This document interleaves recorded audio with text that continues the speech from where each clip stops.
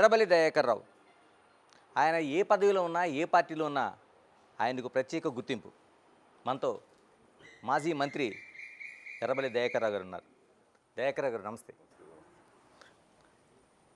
Sir. Senior పొలిటీషియన్గా ఉన్నారు మీరు. దాదాపు 6 సార్లు ఎమ్మెల్యే, ఒకసారి ఎంపీ, మాజీ మంత్రి. ఇన్ని పరిస్థితుల మధ్య ఇప్పుడు జరుగుతున్న ఎన్నికలను చూస్తున్నారు మీరు. అంటే టోటల్గా ఒక సీనియర్ పొలిటీషియన్గా మీరు అంటే పబ్లిక్ పల్స్ ఎలా ఉంది? మరోవైపు టోటల్గా చూసుకుంటే ఏ పార్టీకి ఎన్ని సీట్లు వచ్చే అవకాశం ఉందని మీరు అనుకుంటున్నారు? ఏ పార్టీకి ఎన్ని సీట్లని నేను కరెక్ట్గా చెప్పలేను. కానీ ఇప్పుడున్న ప్రభుత్వం మీద బాగా వ్యతిరేకత ఉంది. అది ఎవరు అడ్వాంటేజ్ తీసుకుంటే వాళ్ళకి లాభం దొరుకుతుంది. బీజేపీ వాళ్ళు అడ్వాంటేజ్ తీసుకుంటారా, టీఆర్ఎస్ పార్టీ అడ్వాంటేజ్ తీసుకుంటుందా అనేది అది ఇంకా మనకు ఇంకా ప్రజలలో నాడి ఇంకా కొద్ది రోజులలో తెలుస్తుంది. ఇంకొక 2 రోజులు పోతే ఒక్కటేందంటే ప్రజలల్లో కేసీఆర్ గారు ఉన్నప్పుడు లాభాలు జరిగినాయి. ఆయన 10 ఏళ్లలో అద్భుతంగా చేశాడు. గత కాంగ్రెస్ ప్రభుత్వంలో నీళ్లు లేకపోయేది, కరెంటు లేకపోయేది, తాగేందుకు నీళ్ళు లేకపోయేది, పెన్షన్ సరిగ్గా రాకపోయేది, ఇబ్బందులు పడ్డం, రోడ్లు లేక, గ్రామ పంచాయతీ లేక ఇబ్బంది పడ్డం అనేది ప్రజల్లో పూట ఉన్నది. అది టీఆర్ఎస్ పార్టీకి అడ్వాంటేజ్ కావచ్చు అనేది నాకున్న రాజకీయ అనుభవం మీద నేను చెప్పగలుగుతున్నాను. రెండవది, దాన్ని వాడుకుంటే వీళ్ళ ఫెయిల్యూర్స్ కూడా చాలా అక్కడికి వస్తున్నాయి. రేవంత్ రెడ్డి గారు చాలా మాయమాటలు చెప్పారు, ప్రజలు నమ్మిండ్రు, ఓట్లేసిండ్రు. డిసెంబర్ 9 వరకు చేస్తానని ఒక్కటి కూడా చేయకపోయేవారికే బాగా వ్యతిరేకత ఉన్నది కాంగ్రెస్ మీద. అదే టీఆర్ఎస్కి అడ్వాంటేజ్ కావచ్చు అనేది నాకు ఉన్న విశ్లేషణ. ఇలా టోటల్గా ఈ ఎన్నికలకు సంబంధించి పార్లమెంటు తెలంగాణకు సంబంధించి అనేక విశ్లేషణలు వస్తున్నాయి. అంటే కాంగ్రెస్ బీఆర్ఎస్, కాంగ్రెస్ బీజేపీ, లేకపోతే బీజేపీ బీఆర్ఎస్, వీటిలో వేటి మధ్య పోటీ ఉండబోతుందని అనుకుంటున్నారు మీరు? అంటే కొన్ని దిక్కులో 3 పోటీ ఉండదు, కొన్ని దిక్కులో 2 ఉన్నాయి. అంటే ప్రాంతాలను బట్టి ఉంటుంది. ఒకటి బీజేపీ సెంటిమెంట్ మీద కొడదామని చూస్తుంది. జై శ్రీరామ్ అని హిందూ మతాన్ని రెచ్చగొట్టేందుకు వాళ్ళకి కేంద్రం కూడా ఏం చేసింది లేదు. ఫెయిల్యూర్ కేంద్రం. నాకున్న రాజకీయ అనుభవంతో చెప్తున్నా, తెలంగాణకి ఏం చేయలే, ప్రజలకు కూడా ఏం చేయలే. ఒక్కటే సెంటిమెంట్ మీద రెచ్చగొట్టి బీజేపీ 2 సార్లు పవర్ వచ్చింది, 3వసారి ప్రయత్నం చేస్తాను. సార్, వరంగల్కి సంబంధించి ప్రత్యేకంగా పొలిటికల్ సీన్ ఎలా ఉంది? ఇక్కడ ఎవరు గెలుపుకోవడం వల్ల ఎవరికి వచ్చే అవకాశం ఉంటుంది? అంటే నాకున్న అవగాహన, వివిధ సంస్థలు సర్వేలు చేసి నాకు చెప్పిండ్రు. నేను కూడా సర్వే చేయిస్తే ఇప్పుడు కూడా నేనే క్లియర్గా నా సర్వేలో నేను ఓడిపోతాను వచ్చింది ఒక వారం రోజుల ముందే. నేనే కేసీఆర్ గారితో ఒక 3 months ముందే మనం ఒక 40 గెలుస్తాం సార్, 40 గెలుస్తాం, 25 మార్చితే మన గవర్నమెంట్ వస్తుంది, నాది కూడా మార్చండి అని నేను రిక్వెస్ట్ చేసిన. మీ సీటు కూడా మార్చు? నా సీటు కూడా. అంటే సిచ్యువేషన్ నాకు మొదలు తెలుస్తుంది. కడియం శ్రేణి మీద కూడా కసి పెరిగింది. 4 సార్లు తెలుగుదేశంలో ఓడిపోయాను. నేను తీసుకొచ్చి కేసీఆర్ గారు ఎంపీ చేసిండు, ఉప ముఖ్యమంత్రి చేసిండు, ఎమ్మెల్సీ చేసిండు, సిట్టింగ్ ఎమ్మెల్యే కాదని ఎమ్మెల్యే టికెట్ ఇచ్చిండు, ఎంపీకి ఎంపీ టికెట్ ఇచ్చిండు. అన్నీ ఇచ్చిన తర్వాత కేసీఆర్కి మోసం చేసేవారికి జనంలో బాగా వ్యతిరేకత వచ్చింది. జనంలో కసి కూడా పెరుగుతుంది. ఎందుకు సార్ మీరు అన్నట్టు నిజంగానే ఆయన తీసుకొచ్చి ఒక అన్ని పదవులు ఇచ్చింది బీఆర్ఎస్, ఎందుకు ఆ మార్పు జరగాల్సి వచ్చింది కడియం శ్రీ గారికి? మనము ఒక్కసారి ఎన్టీ రామారావు ద్రోహం చేసింది, ఆయన రాజకీయ బిచ్చబెట్టినాను. నేను రాజకీయంగా అన్ని తీరులా సపోర్ట్ చేసిన, నాకు అన్యాయం చేస్తున్నాడు. చంద్రబాబును తిట్టిండు. ఇంట్లోకి పోయిన తర్వాత కేసీఆర్ తిట్టితే, దయాకరం తిట్టితే అది జనం ఎట్లా నమ్ముతారు చెప్పండి? ఇట్లా ద్రోహం చేయొద్దు. నాకున్న రాజకీయ నేను ఇప్పటి వరకు నేను ఎన్టీ రామారావు నా దేవుడు అంటాను. చంద్రబాబు నాకు అన్యాయం చేసిండు, కానీ చంద్రబాబు నేను తిట్టలే. ఇప్పుడు నాకు మంత్రి పదవి ఇవ్వలే, ఎవరెవరికో ఇచ్చిండు, నేను చంద్రబాబుని తిట్టా. తప్పు. పార్టీ మారినవంటేనే తప్పది. నీకేం అన్యాయం చేసినావని పార్టీ మార్చు. ఒక సిట్టింగ్ ఎమ్మెల్యే కానీ అని నీకు టికెట్ ఇచ్చారే, నీ బిడ్డ సీటు కావాలని నువ్వు అడిగితే కూడా సీట్ ఇచ్చాడే. బిడ్డకి ఏం రాజకీయ చరిత్ర ఉన్నదని ఇచ్చాను. తప్పది. రమేష్ కూడా చాలా పొరపాటు చేసిండు. 2 సార్లు ఎమ్మెల్యేనవే. అట్లా రాజకీయ లబ్ధి కోసం అది ప్రజలలో ప్రచారం కాదా? ప్రజల లోపల వ్యతిరేకత రాదా? నీ సొంత లాభం కోసం పార్టీ మారినవని. ఈసారి ఎలా ఉండబోతుంది? ఎందుకంటే మీరు అన్నట్టు టికెట్ ఇచ్చిన తర్వాత కూడా పార్టీ మారి ఇప్పుడు బిడ్డకి సీటు తెచ్చుకున్నారు. అంటే అటు కాంగ్రెస్ కావచ్చు, బీజేపీ, బీఆర్ఎస్ కావచ్చు, ఓట్లు వేసే అవకాశం ఉందా ఆయనకి? ఎట్లేస్తారండి? మీరే చెప్పండి. వ్యక్తిగతంగా మీకు ఏమనిపిస్తుంది? ఓటర్స్ నీతివంతులండి, బయట పడరు, లోపల మనసులో పెట్టుకుంటారు. కసి కొద్దీ వీళ్ళ మీద వ్యతిరేకత, కసి కొద్దీ టీఆర్ఎస్ పార్టీ కొట్టేస్తారు. ఇప్పుడు నేనున్నా, నా మీద వేరే చెడు అభిప్రాయం లేదు. కొత్త వాళ్ళు వస్తే ఏం చేస్తారో అని ఆశ కొద్దేశారు. కాంగ్రెస్లో మోసాలన్నీ 2000 పెన్షన్ ఇచ్చినప్పుడు కేసీఆర్ పెద్ద కొడుకు అన్నారు. 4000 వరకు ఆశపోయింది. రుణమాఫీ అయిన వరకు రైతులు ఆశపడ్డారు. మహిళలకు 2500 వరకు ఆశపడ్డారు. తులం బంగారం వరకు ఆశపడ్డారు. 5 నెలల బట్టి ఒక్క కళ్యాణ లక్ష్మి చెక్ రాలి. టీఆర్ఎస్ ఇచ్చిన కళ్యాణ లక్ష్మి చెక్కులే బౌన్స్ అవుతాయి బ్యాంకులలో. వాళ్ళు బ్యాంకులో పైసలు లేదు, వేసినే వాపసు తీసుకున్నారు. ఒక్క చెక్ రాలి. ఆరోగ్యశ్రీ హాస్పిటల్ పోతే హాస్పిటల్ వాళ్ళు మొక్కుతారు, మాకు పైసలు పడలేదు, మీరు దయచేసి రావద్దు, డబ్బులు కట్టి ఆపరేషన్ చేసుకోమంటాను. ఒక్క కేసీఆర్ కిట్టు లేదు. ఎట్లేస్తారు చెప్పండి? నువ్వు కొత్తవి పక్కకు పెట్టు, ఉన్నే ఇంప్లిమెంట్ చేయకపోతే. కరెంటు ఫ్రీ అన్నావు, అది క్లియర్ లేదు. గ్యాస్ అన్నావు, మళ్ళీ పైసలు వసూలు చేస్తాను. ఆర్టీసీ బస్సు అన్నావు, బస్సులన్నీ దివాలు తీస్తాను. ఒక్క ఆర్టీసీ బస్సుకు ఇన్ని కోట్ల నష్టం జరుగుతాయి. ఒక్క రూపాయి అయినా ఇప్పుడు ఆర్టీసీ సంస్థకు ₹1 వేయకపోతే అన్నీ బోకస్. మళ్ళీ అప్పులు చేసిపోయిండు కేసీఆర్ గారు అంటే. అప్పులు చేస్తారండి. మనం ఇల్లు కట్టుకుంటే అప్పు చేయమా? బిడ్డగా పెళ్లి చేస్తే అప్పు చేయమా? స్కీమ్స్ ఆయన అద్భుతంగా చేసిండు. మిషన్ భగీరథకు అప్పు చేసిండు, కాళేశ్వరకు అప్పు చేసిండు. అంటే ఎలక్ట్రిసిటీకి అప్పు చేసిండు. ఏమైనా అప్పు ఎగ్గొట్టిండా? కడతనే ఉన్నాడు ఆయన. ఇలా కాళేశ్వరం 3 పిల్లర్లు కూలిపోతేనే రాజకీయం చేసి ఆ నీళ్ళన్నీ బంద్ చేస్తుంది. ఇప్పుడు ఊళ్ళలో చెరువు ఉంటుంది, కుంగుతుంది. ఉష్క బస్తాలు వేసుకొని ఆపవా? కుంగింది. 1000 కోట్ల పనులు జరిగిన కాడ కొంత దెబ్బతింటుంది. దాన్ని సరి చేసుకోవచ్చు. మొత్తం కాళేశ్వరమే కుప్పయింది అని తప్పుడు ప్రచారం చేస్తున్నావే, అది ఎంతవరకు నీకు సమంజసం? సరే, నేను కొంచెం వెనక్కి వస్తాను. కడియం శ్రీహరి మీరు బీఆర్ఎస్ దగ్గర నుంచి అటు తెలుగుదేశం దగ్గర నుంచి ఇది చిన్నప్పటి నుంచి కూడా దోస్తానా ఉందంటారు. ఇద్దరు కలిసి పనిచేశారు. మీరు ఎందుకు ఈ వైరుధ్యం? ఎందుకు అసలు? రాజకీయ జీవితం అయితే నేను పూర్తిగా సపోర్ట్ చేసిన ఆయన అన్ని తీర్ల, ఆర్థికంగా కానీ అన్ని తీర్ల సపోర్ట్ చేసిన. రాజకీయంగా ఎదుగుదలకు నా పాత్రే. నాకు మంత్రి పదవి రాకపోతే ఆయనకన్నా ఇవ్వని పట్టుబట్టి ఎన్టీ రామారావుని చంద్రబాబు దగ్గర ఇప్పించింది. ఆ విశ్వాసం లేకుండా నాకు మెదడు లేదని మాట్లాడతాడండి. ఎక్కడ చెడిందండి విశ్వాసం? ఎక్కడ చెడింది? ఆయన గుణం వస్తుంటుందండి, తెగదనేది కాదు. మీకు అర్థమైతే లేదా?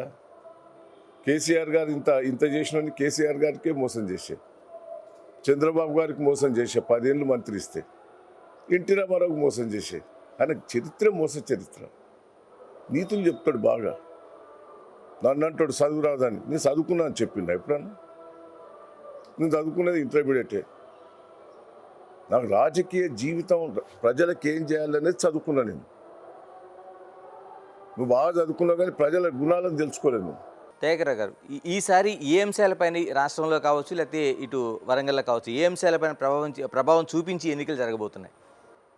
వాళ్ళ ఫెయిల్యూర్సే, 5 నెలల ఫెయిల్యూర్సే. మంచి చేసే వాళ్ళం పోగొట్టుకున్నాం. వరంగల్ సిటీ ఎంత డెవలప్మెంట్ అయిందండి? నేను వరంగల్నే పుట్టి పెరిగిన. ఎంత బాగా అయింది. ఇప్పుడు ఒక్క చిన్న పని అయితేనే సరే 5 నెలల్లో ఏం చేస్తారని నేను చెప్పగాని వాళ్ళు చెప్పిన హామీలను ఒకటి మొదలన్న పెడుతున్నారు అంటే ఒక్కటి కూడా మొదలు పెడతలేరు. అంత పెద్ద ఎంజిఎం హాస్పిటల్ కట్టించిన దాని పని ఆపిండ్రు. కేసీఆర్ గారు మంజూరు చేసినవన్నీ మొత్తం ఆఫ్ చేసిండ్రు. సార్ నేను సూటిగా అడగదలుచుకున్నాను. మీరున్నారు సీనియర్ లీడర్గా, మరోవైపు హరీష్ రావు ఉన్నాడు, కేటీఆర్ గారు ఉన్నారు. ఇంతమంది ఉండగా ఈ మధ్యనే సర్జరీ చేయించుకొని ఇంట్లో ఉన్న ఆయన్ని కేసీఆర్ గారు ఇప్పుడు బయటకు వచ్చి తిరిగితే తప్ప జనం విశ్వసించే పరిస్థితి లేదు, కనిపించడం లేదా? ఎందుకని ఆయన శాత కాకుండా తిరుగుతాడు ఎప్పుడైనా. అందరం తిరుగుతున్నాం కదా. కేసీఆర్ తిరుగుతూ అద్భుతం ఉంటుంది. ఇంకా ప్రజల లోపల చాలా మార్పు వస్తుంది. కేసీఆర్ చూడాలని చాలామందికి ఉంటుంది. కేసీఆర్ గారు ఏం చెప్తారో అనేది ప్రజలు వింటారు. కేసీఆర్ మీద పూర్తి నమ్మకం ఉన్నది. ఆయన ఏం చెప్పినా చేస్తాడు అనేది. చెప్పని చేశాడు కాదండి ఆయన.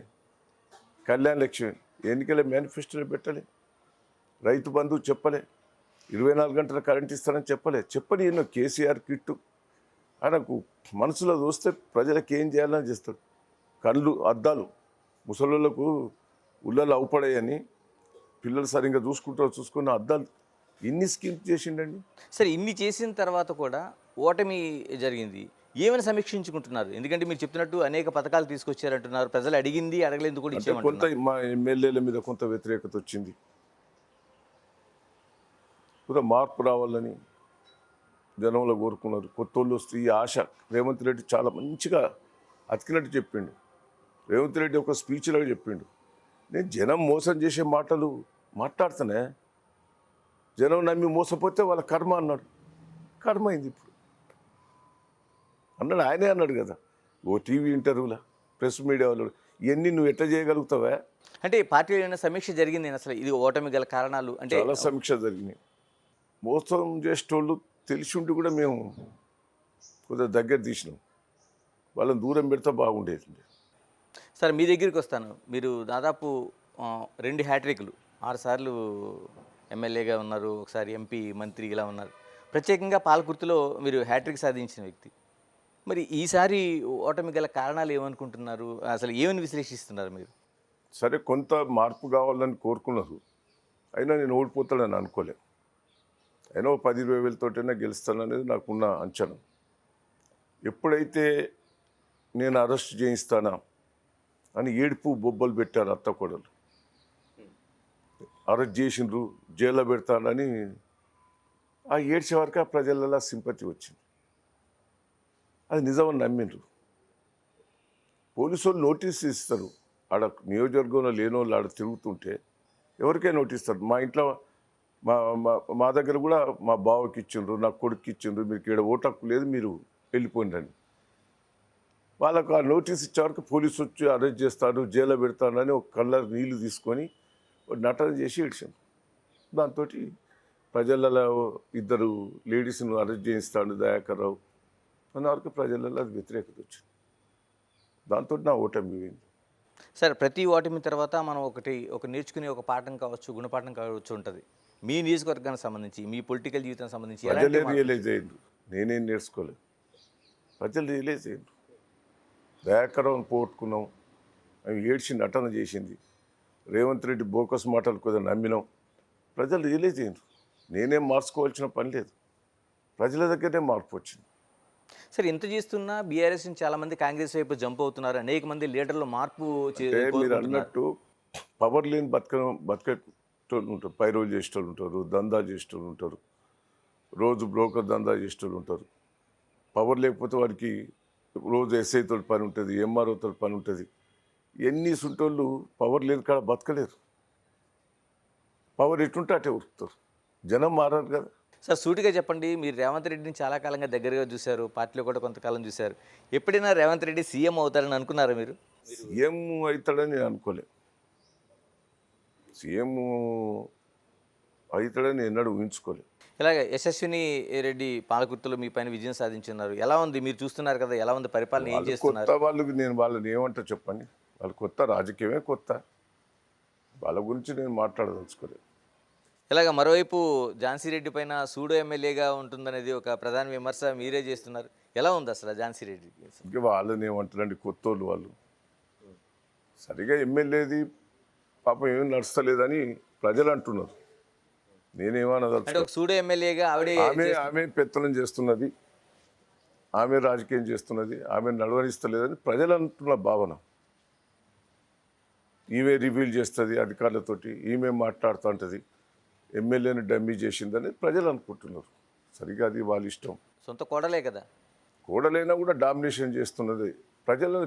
ఎమ్మెల్యే కదా అండి, కోడలైతే ఇంట్లో చేయండి, బయట డామినేషన్ చేశాక ప్రజలలో వ్యతిరేకత వస్తుంది కదా. సార్ చివరిగా చెప్పండి, పాలకుర్తి నియోజకవర్గంలో ఉన్న ఈ పార్లమెంట్ ఎన్నికల్లో ఏ పార్టీకి మెజారిటీ రాబోతుంది? అంటే నేను వేరే ఉద్దేశం కాదండి. మినిమం ఒక 30,000తోటి టీఆర్ఎస్ ఎంపీ, బీఆర్ఎస్ ఎంపీ గెలుస్తారు. సుధీర్ కుమార్ మీద ఒక మచ్చ లేదు, కడియం శ్రీహరి మీద మచ్చలున్నాయి, అరుణ్ రమేష్ మీద భూ కబ్జాదారు ఉన్నది. సుధీర్ కుమార్ 20 ఏళ్ళ నుంచి రాజకీయాలు ఉన్నాడు, ఉద్యమకారుడు, జైల్లోకి పోయి వచ్చాడు తెలంగాణ కోసం. నీట్ మనిషి, ప్రజల లోపల ఒక మంచి వ్యక్తిని ఎన్నుకుంటారు అంటారా. నేను వరంగల్ ఎంపీ గెలిచిన, కష్టకాలంలో టీఆర్ఎస్ రిజైన్ చేసిన ఎంపీ గెలిచిన. రాజశేఖర రెడ్డి పవర్ఫుల్, దయాకర్ రావు మంచోడు అంటేనే ఓట్లేసాడు. సుధీర్ కుమార్కి ఒక మచ్చలేని మనిషి కాబట్టి, నీట్ మనిషి కాబట్టి, అది ప్రజలలో మీరు చెప్పుకుంటే సుధీర్ కుమార్కి ఎక్కువ అవకాశాలు ఉంటాయి.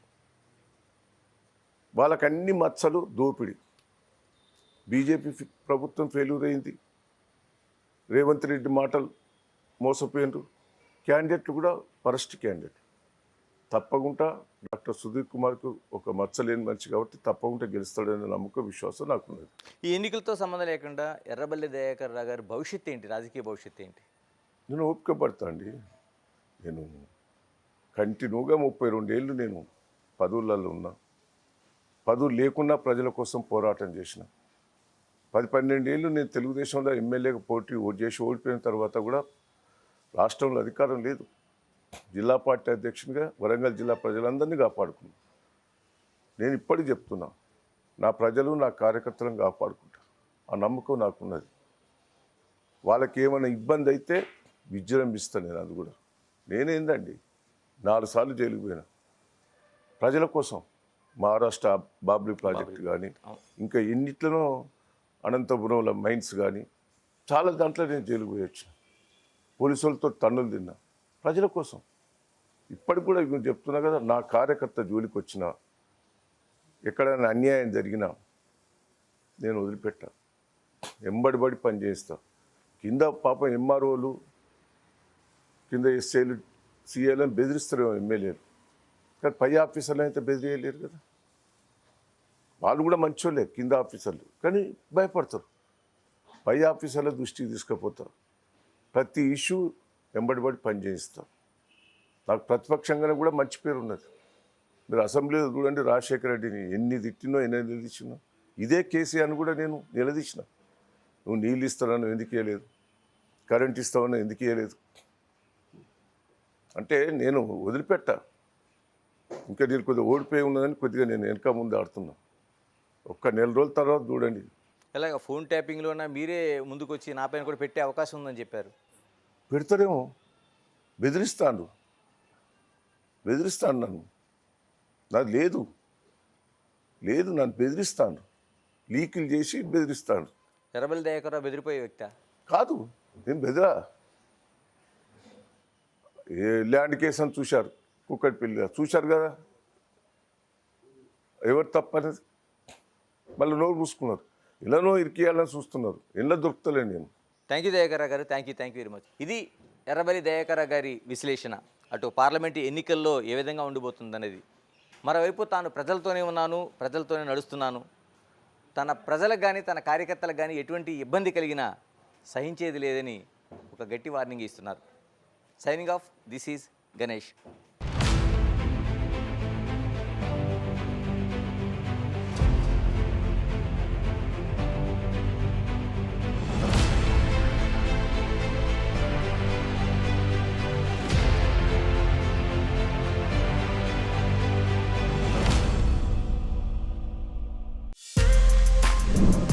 For more videos like this, subscribe Big TV channel.